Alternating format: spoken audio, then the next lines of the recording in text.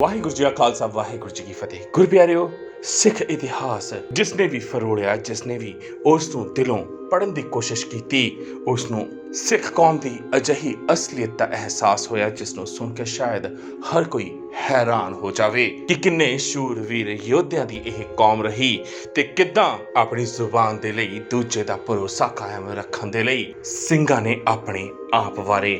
ਤੇ ਸਿਰਫ ਇਤਿਹਾਸ ਦੇ ਵਿੱਚ ਕੁਝ ਸਿੰਘ ਹੀ ਇਹ ਗਵਾਹੀ ਨਹੀਂ ਦਿੰਦੇ, ਉਹਨਾਂ ਦੇ ਪੂਰੇ ਖਾਨਦਾਨ ਅਜਿਹੀਆਂ ਗਵਾਹੀਆਂ ਭਰਦੇ ਨੇ। ਮਹਿਤਾਬ ਸਿੰਘ, ਸੁੱਖਾ ਸਿੰਘ ਜਿਨ੍ਹਾਂ ਨੇ ਮੱਸਾ ਰੰਗੜ ਦਾ ਸਿਰ ਵੱਢਿਆ ਸੀ, ਸਿਰ ਵੱਢਣ ਤੋਂ ਬਾਅਦ ਆਖਿਰ ਕੀ ਹੋਇਆ? ਕਿਹੜਾ ਮੁਖਬਰਾਂ ਨੇ ਇਹਨਾਂ ਦੀ ਮੁਖਬਰੀ ਕੀਤੀ ਸੀ? ਕਿਸ ਨੇ ਮਹਿਤਾਬ ਸਿੰਘ ਦਾ ਪੁੱਤ ਬਚਾਉਣ ਵਾਸਤੇ ਆਪਣਾ ਆਪ ਵਾਰ ਦਿੱਤਾ, ਆਪਣੀ ਔਲਾਦ ਤੱਕ ਵਾਰ ਦਿੱਤੀ? ਅੱਜ ਹਰ ਕੋਈ ਕਿਸੇ ਵੀ ਮਾੜੀ ਚੀਜ਼ ਨੂੰ ਵੇਖ ਕੇ ਕਹਿ ਦਿੰਦਾ ਹੈ ਐਰਾ ਗੈਰਾ ਨੱਥੂ ਖੈਰਾ, ਪਰ ਅਸਲ 'ਚ ਕੌਣ ਸੀ ਨੱਥੂ ਖੈਰਾ ਤੇ ਕਿਸ ਨੇ ਐਰਾ ਗੈਰਾ ਨਾ ਹੈ ਨੱਥੂ ਖੈਰਾ ਇਸ ਨੂੰ ਬਦਲ ਕੇ ਐਰਾ ਗੈਰਾ ਨੱਥੂ ਖੈਰਾ ਕਰ ਦਿੱਤਾ? ਕਿਉਂ ਇਹ ਮਾਨਸਿਕਤਾ ਸਿੱਖ ਕੌਮ ਦੇ ਜ਼ਿਹਨ ਵਿੱਚ ਠੂਸੀ ਗਈ?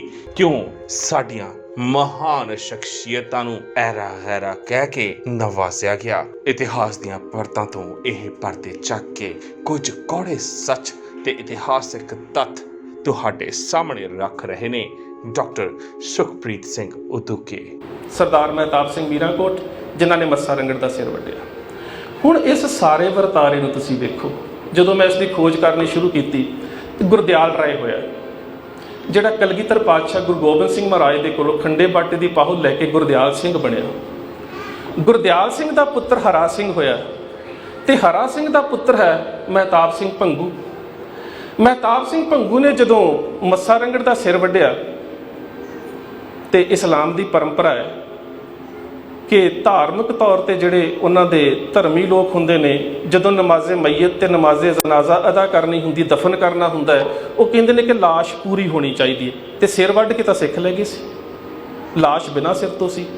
ਮੀਰ ਉਸ ਵੇਲੇ ਮੱਸਾ ਰੰਗੜ ਦੇ ਸਾਲਿਆਂ ਨੇ, ਉਸ ਦੀ ਪਤਨੀ ਨੇ, ਉਹਦੇ ਭਰਾਵਾਂ ਨੇ, ਮੰਡਿਆਲੇ ਪਿੰਡ ਦਾ ਚੌਧਰੀ ਸੀ, ਨਾਮ ਇਹਦਾ ਮਸਾਹੂਦੀਨ ਸੀ, ਅਸੀਂ ਮੱਸਾ ਰੰਗੜ ਕਹਿ ਦਿੰਦੇ ਹਾਂ।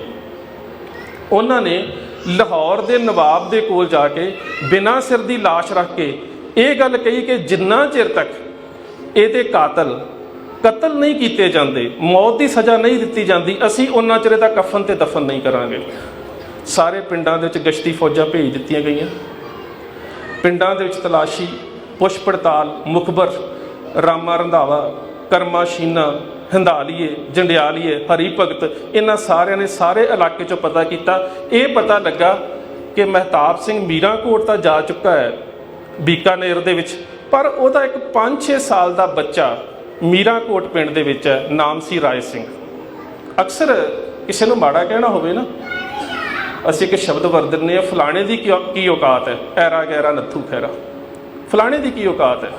ਇੱਥੋਂ ਤੱਕ ਕਿ ਤੁਸੀਂ ਆ ਪਿੱਛੇ ਜਿਹੀ ਦੀ ਗੱਲ ਹੈ, ਹੁਣ ਤਾਂ ਨਹੀਂ ਆਉਂਦੀ, ਟੈਲੀਵਿਜ਼ਨ ਦੇ ਉੱਪਰ ਇੱਕ ਡਿਟਰਜੈਂਟ ਪਾਊਡਰ ਦੀ ਮਸ਼ਹੂਰੀ ਆਉਂਦੀ ਹੁੰਦੀ ਸੀ ਤੇ ਉਹ ਮਸ਼ਹੂਰੀ ਦੇਣ ਵਾਲੇ ਇਹੀ ਵਰਤਦੇ ਸੀਗੇ ਕਿ ਜਿਵੇਂ ਦਾ ਇਹ ਡਿਟਰਜੈਂਟ ਪਾਊਡਰ ਸਾਫ਼ ਕਰਦਾ, ਐਰਾ ਗੈਰਾ ਨੱਥੂ ਖੈਰੇ ਜਿਹੜੇ ਡਿਟਰਜੈਂਟ ਪਾਊਡਰ ਨੇ ਉਹ ਸਾਫ਼ ਨਹੀਂ ਕਰ ਸਕਦੇ। ਕਿ ਇਹਨੂੰ ਕਿੰਨਾ ਘਟੀਆ ਪੱਧਰ ਦੇ ਉੱਪਰ ਨਕਾਰਿਆ ਗਿਆ। ਅਸੀਂ ਕਦੀ ਸੋਚਿਆ ਹੀ ਨਹੀਂ ਕਿ ਸਿੱਖ ਮਾਨਸਿਕਤਾ ਦੇ ਉੱਪਰ ਬਹੁਤ ਵੱਡਾ ਹਮਲਾ ਸੀ। ਅਸਲ ਸ਼ਬਦ ਕੀ ਸੀ? ਐਰਾ ਗੈਰਾ ਨਹਿ ਨੱਥੂ ਖੈਰਾ। ਹੁਣ ਜਿਹੜਾ ਨੱਥਾ ਖੈਰਾ ਹੈ ਇਹ ਮੀਰਾਂਕੋਟ ਪਿੰਡ ਦਾ ਚੌਧਰੀ ਸੀ ਤੇ ਮਹਿਤਾਬ ਸਿੰਘ ਮੀਰਾਂਕੋਟ ਦਾ ਪੱਗਵਟ ਭਰਾ ਬਣਿਆ ਹੋਇਆ ਸੀ। ਜਦੋਂ ਮਹਿਤਾਬ ਸਿੰਘ ਨੂੰ ਪਤਾ ਲੱਗਾ ਕਿ ਮੇਰੇ ਪਰਿਵਾਰ ਨੂੰ ਖਤਰਾ ਹੈ, ਉਹ ਤਾਂ ਆਪ ਸਿੰਘਾਂ ਦੇ ਨਾਲ ਜੰਗਲ 'ਚ ਚਲਾ ਗਿਆ ਬੀਕਾਨੇਰ ਦੇ ਇਲਾਕੇ ਦੇ ਵਿੱਚ ਤੇ ਆਪਣੇ 6 ਸਾਲ ਦੇ ਬੱਚੇ ਰਾਏ ਸਿੰਘ ਨੂੰ ਛੱਡ ਗਿਆ ਆਪਣੇ ਪੱਗਵਟ ਭਰਾ ਨੱਥੇ ਦੇ ਕੋਲ। ਮੀਰਾਂਕੋਟ ਪਿੰਡ ਨੂੰ ਘੇਰਾ ਪਾਇਆ ਗਿਆ ਤੇ ਚੌਧਰੀ ਨੇ ਨੱਥੇ ਖੈਰੇ ਨੂੰ ਬੁਲਾਇਆ ਕਿ ਪਤਾ ਲੱਗਾ ਮਹਿਤਾਬ ਸਿੰਘ ਮੀਰਾਂਕੋਟ ਦਾ ਪੁੱਤ ਜਿਹੜਾ ਤੇਰੇ ਘਰ ਦੇ ਵਿੱਚ ਹੈ। ਉਸਨੇ ਪਹਿਲਾਂ ਤਾਂ ਇਨਕਾਰ ਕੀਤਾ, ਪਰ ਫੌਜਦਾਰ ਨੇ ਕਿਹਾ ਕਿ ਸਾਡੇ ਮੁਖਬਰਾਂ ਨੇ ਸਾਨੂੰ ਪੱਕੀ ਖਬਰ ਕੀਤੀ ਹੈ, ਉਸ ਦਾ ਪੁੱਤਰ ਤੇਰੇ ਘਰ ਦੇ ਵਿੱਚ ਹੈ। ਉਹ ਕਹਿੰਦਾ ਠੀਕ ਹੈ, ਮੈਂ ਉਸ ਪੁੱਤਰ ਨੂੰ ਤੁਹਾਡੇ ਹਵਾਲੇ ਕਰ ਦਿੰਦਾ, ਪਰ ਮੇਰੀ ਇੱਕ ਸ਼ਰਤ ਹੈ ਕਿ 5-6 ਸਾਲ ਦਾ ਬੱਚਾ ਹੈ, ਜੇਕਰ ਤੁਸੀਂ ਉਸ ਨੂੰ ਕਤਲ ਨਹੀਂ ਕਰੋਗੇ। ਉਸੇ ਵੇਲੇ ਮੀਰ ਮਨੂੰ ਦਾ ਸਾਰਾ ਬੋਲਿਆ, ਨਾ ਉਹਦਾ ਇਤਿਹਾਸ ਸ਼ਾਇਦ ਅਨਵਰ ਖਾਨ ਆਉਂਦਾ ਹੈ, ਕਹਿੰਦਾ ਉਹਦਾ ਪਿਓ ਤਾਂ ਸਾਡੇ ਜੀਜੇ ਦਾ ਸਿਰ ਵੱਢ ਕੇ ਲੈ ਗਿਆ ਤੇ ਅਸੀਂ ਉਹਦੇ ਉੱਪਰ ਦਇਆ ਕਰਾਂਗੇ। ਬੜਾ ਮਾਯੂਸ ਹੋ ਕੇ ਨੱਥਾ ਖੈਰਾ ਘਰ ਗਿਆ। ਘਰ ਦੇ ਵਿੱਚ ਇੱਕ ਇਹਦਾ ਆਪਣਾ ਬੇਟਾ ਸੀ, ਇੱਕ ਇਹਦਾ ਭਣੇਵਾਂ ਸੀ, ਇੱਕ ਇਸ ਦਾ ਨੌਕਰ ਸੀ, ਚੌਥਾ ਆਪ। ਸਲਾਹ ਕਰਦਾ ਹੈ ਕੀ ਕੀਤਾ ਜਾਵੇ।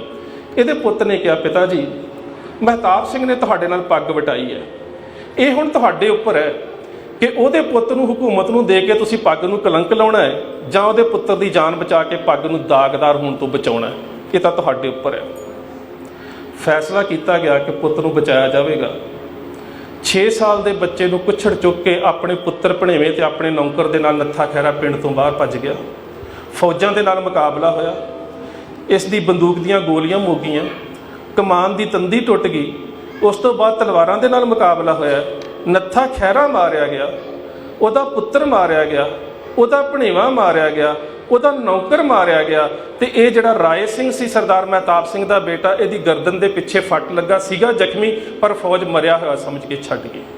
ਹੁਣ ਖਿਆਲ ਕਰਿਓ, ਇਹ ਨੱਥੇ ਖੈਰੇ ਦਾ ਕਰੈਕਟਰ ਸੀ ਔਰ ਕਿਸ ਰੂਪ 'ਚ ਸਾਡੇ ਸਾਹਮਣੇ ਚਿਤਰਿਆ ਗਿਆ ਕਿ ਜਿਹਨੂੰ ਬਹੁਤ ਮਾੜਾ ਕਹਿਣਾ ਹੋਵੇ ਸੀ ਕਿ ਐਰਾ ਗੈਰਾ ਨੱਥੂ ਖੈਰਾ, ਜਦੋਂ ਕਿ ਪੁਰਾਤਨ ਸਰੋਤਾਂ ਨੂੰ ਪੜ੍ਹ ਕੇ ਵੇਖੋ, ਸ਼ਬਦ ਹੈ ਐਰਾ ਗੈਰਾ ਨਹਿ ਨੱਥੂ ਖੈਰਾ। ਐਰਾ ਗੈਰਾ ਨੱਥੂ ਖੈਰਾ ਨਹੀਂ ਹੋ ਸਕਦਾ ਜਿਹੜਾ ਆਪਣੇ ਦੋਸਤ ਦੇ ਪੁੱਤਰ ਦੀ ਜਾਨ ਬਚਾਉਣ ਦੇ ਕਰਕੇ ਆਪਣਾ ਪੁੱਤਰ ਤੇ ਆਪਣਾ ਭਣੇਵਾ ਵਾਰ ਦੇਵੇ। ਕਿੰਨਾ ਵੱਡਾ ਸਰੂਪ ਸਾਡੇ ਸਾਹਮਣੇ ਸਿਰਜਿਆ ਗਿਆ ਤੇ ਮੀਡੀਆ ਨੇ ਕਿੰਨੇ ਨੀਵੇਂ ਰੂਪ 'ਚ ਪੈਦਾ ਕੀਤਾ ਕਿ ਇਹ ਸ਼ਬਦ ਸਾਡੀ ਜ਼ੁਬਾਨ ਤੇ ਵੀ ਚੜ੍ਹ ਚੁੱਕਾ। ਅਸੀਂ ਵਰਤਦੇ ਹਾਂ, ਫਲਾਣੇ ਦੀ ਮੈਨੂੰ ਕੀ ਪਰਵਾਹ ਹੈ, ਐਰਾ ਗੈਰਾ ਨੱਥੂ ਖੈਰਾ ਸ਼ਬਦ ਅਸੀਂ ਵਰਤਦੇ ਹਾਂ। ਕਿਉਂ?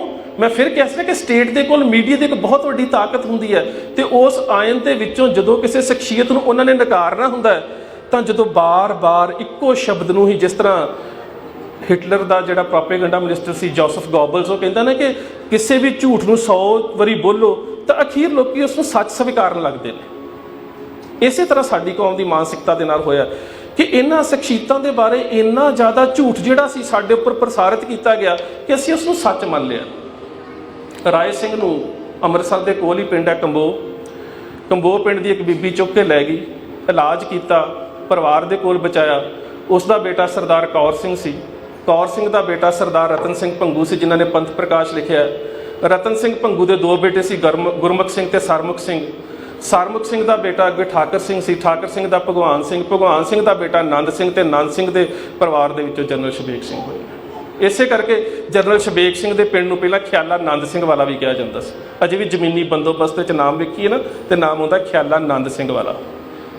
ਸੋ ਹੁਣ ਤੁਸੀਂ ਵੇਖੋ ਕਿ ਜਨਰਲ ਸ਼ਬੇਕ ਸਿੰਘ ਦਾ ਪਰਿਵਾਰ ਕਿਸ ਪਰਿਵਾਰ ਦੇ ਨਾਲ ਸੰਬੰਧ ਰੱਖਦਾ ਹੈ, ਉਹਨਾਂ ਦੀ ਪਰਿਵਾਰਕ ਪਿਛੋਕੜ ਕਿਸ ਤਰ੍ਹਾਂ ਦਾ ਨਾਲ ਹੈ ਔਰ ਉਸ ਪਰਿਵਾਰ ਦੇ ਵਿੱਚ ਪੈਦਾ ਹੋਇਆ ਜਿਹੜਾ ਜਰਨੈਲ ਹੈ ਉਹ ਸੰਤ ਜਰਨੈਲ ਸਿੰਘ ਦੇ ਨਾਲ ਮੋਢਾ ਢਾ ਕੇ ਖੜਾ ਹੈ। ਸੋ ਇੱਕ ਤਾਂ ਸਾਨੂੰ ਇਸ ਵਰਤਾਰੇ ਨੂੰ ਸਮਝਣ ਦੀ ਲੋੜ ਹੈ ਕਿ ਸੰਤ ਜਰਨੈਲ ਸਿੰਘ ਹੁਣਾਂ ਦੇ ਨਾਲ ਜਿਹੜੇ ਬਹੁਤ ਹੀ ਮਾਨਸਿਕ ਤੌਰ ਦੇ ਉੱਪਰ ਉਚੇਰੇ ਰੋਸ਼ਨ ਦਿਮਾਗ ਸੀ, ਉਹਨਾਂ ਲੋਕਾਂ ਨੇ ਵੀ ਉਸ ਸੰਘਰਸ਼ ਦਾ ਸਾਥ ਦਿੱਤਾ ਹੈ ਜਿਨ੍ਹਾਂ ਲੋਕਾਂ ਨੇ ਭਾਰਤੀ ਹਕੂਮਤ ਦੇ ਵਰਤਾਰੇ ਵਾਲਾ ਜਿਹੜਾ ਰਵੱਈਆ ਸੀ ਉਸ ਨੂੰ ਸਮਝਿਆ। ਇਹ ਇੱਕ ਬੜੀ ਅਹਿਮ ਗੱਲ ਹੈ। ਦੂਸਰੀ ਗੱਲ ਆ ਜਾਂਦੀ ਹੈ ਹੁਣ ਇਸ ਤੋਂ ਅੱਗੇ ਆ ਕੇ ਕਿ ਸਮੁੱਚੇ ਜਿਹੜੇ ਘੱਲੂਘਾਰੇ ਦਾ ਵਰਤਾਰਾ ਹੈ, ਇਸ ਨੂੰ ਅਸੀਂ ਇਤਿਹਾਸਿਕ ਦ੍ਰਿਸ਼ਟੀਕੋਣ ਦੇ ਵਿੱਚ ਜੇਕਰ ਵੇਖੀਏ ਤਾਂ ਮੈਨੂੰ ਬੜਾ ਖਾਸ ਲੱਗਦਾ ਹੈ।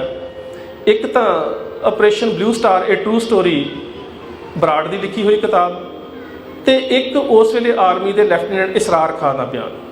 ਇਹ ਦੋ ਆਪਣੀ ਨਜ਼ਰ ਦੇ ਵਿੱਚ ਰੱਖ ਕੇ ਜੇਕਰ ਤੁਸੀਂ ਸਾਰੇ ਵਰਤਾਰੇ ਨੂੰ ਵੇਖੋਗੇ ਨਾ ਤਾਂ ਫੇਰ ਸਮਝਾਂਗੇ ਕਿ ਬੇਸ਼ੱਕ ਇੰਨੀ ਵੱਡੀ ਜੰਗ ਦੇ ਵਿੱਚ ਸਰੀਰਕ ਪੱਧਰ ਦੇ ਉੱਪਰ ਸਾਡੀ ਹਾਰ ਹੋਈ ਹੈ, ਕਹਿ ਸਕਦੇ ਹਾਂ ਕਿ ਜਾਨਾਂ ਗਈਆਂ ਨੇ, ਪਰ ਜਿਹੜੀ ਜ਼ਮੀਰ ਜਾਗਣ ਦੇ ਨਾਲ ਜਿਹੜੀ ਚੇਤਨਤਾ ਪ੍ਰਗਟ ਹੋਈ ਹੈ ਉਹ ਆਪਣੇ ਆਪ ਦੇ ਵਿੱਚ ਇੱਕ ਬਹੁਤ ਵੱਡਾ ਮੁਕਾਮ ਹੈ ਕੌਮ ਦਾ।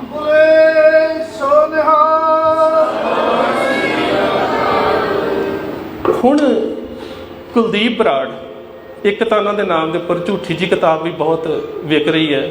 ਮੈਂ ਉਸ ਕਿਤਾਬ ਦੀ ਗੱਲ ਨਹੀਂ ਕਰਦਾ, ਮੈਂ ਜਿਹੜੀ ਉਹਨੇ ਸੱਚੀ ਕਿਤਾਬ ਲਿਖੀ ਉਹਦੀ ਗੱਲ ਕਰਦਾ। ਉਹਦੇ 'ਚ ਕਹਿੰਦਾ ਹੈ ਕਿ ਕੁਝ ਘੰਟਿਆਂ ਦੇ ਵਿੱਚ ਭਿੰਡਰਾਂਵਾਲਾ ਸਦੀ ਦਾ ਮਹਾਨ ਸੂਰਮਾ ਹੋ ਨਿਬੜਿਆ। ਇਹਦਾ ਮਤਲਬ ਕਿ ਸੰਤ ਜਰਨੈਲ ਸਿੰਘ ਦੀ ਬਹਾਦਰੀ ਨੂੰ ਉਹ ਵੀ ਸਵੀਕਾਰ ਕਰਦਾ ਹੈ। ਦੂਸਰੀ ਗੱਲ ਇਸਰਾਰ ਖਾਨ ਦੀ ਹੈ। ਇਸਰਾਰ ਖਾਨ ਕਹਿੰਦਾ ਹੈ ਕਿ ਜੇਕਰ ਯੁੱਧ ਨੀਤੀ ਦੇ ਨਜ਼ਰੀਏ ਤੋਂ ਵੇਖਿਆ ਜਾਵੇ ਤਾਂ ਜਨਰਲ ਸ਼ਬੇਕ ਸਿੰਘ ਨੇ ਜਿਸ ਤਰ੍ਹਾਂ ਦੀ ਕਿਲ੍ਹਾਬੰਦੀ ਇੱਕ ਬਹੁਤ ਥੋੜ੍ਹੀ ਜਗ੍ਹਾ ਦੀ ਕੀਤੀ ਹੈ, ਜੇਕਰ ਇਸ ਤਰ੍ਹਾਂ ਦੇ ਨਾਲ ਲੜਨ ਵਾਲੇ ਮੇਰੇ ਕੋਲ 300 ਲੜਾਕੇ ਹੋਣ ਤਾਂ ਮੈਂ ਪਾਕਿਸਤਾਨ ਨੂੰ ਇੱਕ ਦਿਨ 'ਚ ਫਤਿਹ ਕਰ ਸਕਦਾ। ਹੁਣ ਤੁਸੀਂ ਖਿਆਲ ਕਰੋ ਕਿ ਲੜਨ ਵਾਲੇ ਸਿੰਘਾਂ ਦਾ ਜਜ਼ਬਾ ਤੇ ਜਨਰਲ ਸ਼ਬੇਕ ਸਿੰਘ ਦੀ ਯੁੱਧ ਨੀਤੀ। ਹੁਣ ਇਸ ਸਾਰੇ ਵਰਤਾਰੇ ਦੇ ਵਿੱਚ ਕਿਉਂਕਿ ਜਗ੍ਹਾ ਬਹੁਤ ਥੋੜ੍ਹੀ ਹੈ, ਅਸੀਂ ਇਸ ਨੂੰ ਅਨਬੈਲੈਂਸਡ ਵਾਰ ਦਾ ਨਾਂ ਦਿੰਦੇ ਕਿ ਬਿਲਕੁਲ ਅਸਾਮੀ ਜੰਗ। ਅਸਾਮੀਆਂ ਜੰਗਾਂ ਸਿੱਖਾਂ ਨੇ ਬਹੁਤ ਲੜੀਆਂ ਨੇ। ਚਮਕੌਰ ਦੀ ਗੜੀ ਦੀ ਮੈਂ ਗੱਲ ਕੀਤੀ ਸੀ, ਉੱਥੇ ਵੀ ਅਸਾਮੀ ਜੰਗ ਸੀ, ਪਰ ਤੁਹਾਡਾ ਜਿਹੜਾ ਧਾਰਮਿਕ ਦ੍ਰਿਸ਼ਟੀਕੋਣ ਹੈ ਉਦੋਂ ਜਿੱਤ ਰਿਹਾ ਹੁੰਦਾ ਹੈ ਜਦੋਂ ਦੁਸ਼ਮਣ ਦੇ ਸ਼ਬਦ ਕੀ ਹੁੰਦੇ ਨੇ। ਹੁਣ ਚਮਕੌਰ ਦੀ ਗੜੀ ਦੇ ਵਿੱਚ ਦੁਸ਼ਮਣ ਜਿਹੜਾ ਉਹਦੇ ਸ਼ਬਦ ਕੀ ਨੇ?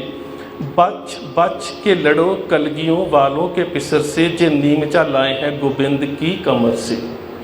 ਇਹਦਾ ਮਤਲਬ ਕਿ ਬਾਹਰ ਜਿਹੜੇ ਚਮਕੌਰ ਦੀ ਗੜੀ ਦੇ ਬਾਹਰ ਜਰਨੈਲ ਨੇ ਉਹ ਆਪਣੇ ਸਿਪਾਹੀਆਂ ਨੂੰ ਹਦਾਇਤਾਂ ਜਾਰੀ ਕਰ ਰਹੇ ਨੇ ਕਿ ਚਮਕੌਰ ਦੀ ਗੜੀ ਚੋਂ ਗੁਰੂ ਗੋਬਿੰਦ ਸਿੰਘ ਦੇ ਆਉਣ ਵਾਲੇ ਫਰਜ਼ੰਦ ਤੇ ਨਾਲ ਆਉਣ ਵਾਲੇ ਸੂਰਮੇ ਮੈਦਾਨੇ ਜੰਗ ਦੇ ਸੂਰਮੇ ਨੇ, ਜੇਕਰ ਉਹਨਾਂ ਦੇ ਲੜਨਾ ਨਾਲ ਹੈ ਤਾਂ ਆਪਣੀ ਜਾਨ ਬਚਾ ਕੇ ਲੜਿਓ, ਉਹ ਉੱਚ ਦਰਜੇ ਦੇ ਜੁਝਾਰੂ ਨੇ। ਪਰ ਅੰਦਰੋਂ ਕੀ ਕਿਹਾ ਜਾ ਰਿਹਾ ਹੈ? ख्वाहिश है तुम्हें तेग चलाते हुए देखें, हम आग से बर्शी तुम्हें खाते हुए देखें। ਹੁਣ ਜਿਹੜੇ ਅੰਦਰ ਨੇ ਉਹਨਾਂ ਨੂੰ ਕਿਹਾ ਜਾ ਰਿਹਾ ਕਿ ਤੁਸੀਂ ਅੰਤ ਤੱਕ ਲੜਨਾ ਹੈ। ਇਹ ਅੰਤਰ ਹੁੰਦਾ ਹੈ ਕੌਮ ਦੇ ਵਾਸਤੇ ਲੜਨ ਵਾਲਿਆਂ ਵਿੱਚ ਤੇ ਤਨਖਾਹ ਵਾਸਤੇ ਲੜਨ ਵਾਲਿਆਂ ਵਿੱਚ। ਇਹ ਅੰਤਰ ਹੁੰਦਾ ਹੈ। ਜਿਹੜਾ ਕੌਮ ਵਾਸਤੇ ਲੜ ਰਿਹਾ ਹੁੰਦਾ ਹੈ ਉਹਦੇ ਪਾਸੇ ਵਿਚਾਰਧਾਰਾ ਹੁੰਦੀ ਹੈ ਕਿ ਉਹਨੇ ਅੰਤ ਤੱਕ ਲੜਨਾ ਹੈ। ਜਿਹੜਾ ਬਾਹਰ ਤਨਖਾਹ ਵਾਸਤੇ ਲੜ ਰਿਹਾ ਹੁੰਦਾ ਉਹਦੀ ਵਿਚਾਰਧਾਰਾ ਹੁੰਦੀ ਕਿ ਬਚ ਬਚ ਕੇ ਲੜਨਾ ਹੈ। ਇਹ ਦੋ ਅੰਤਰ ਹੁੰਦੇ ਨੇ।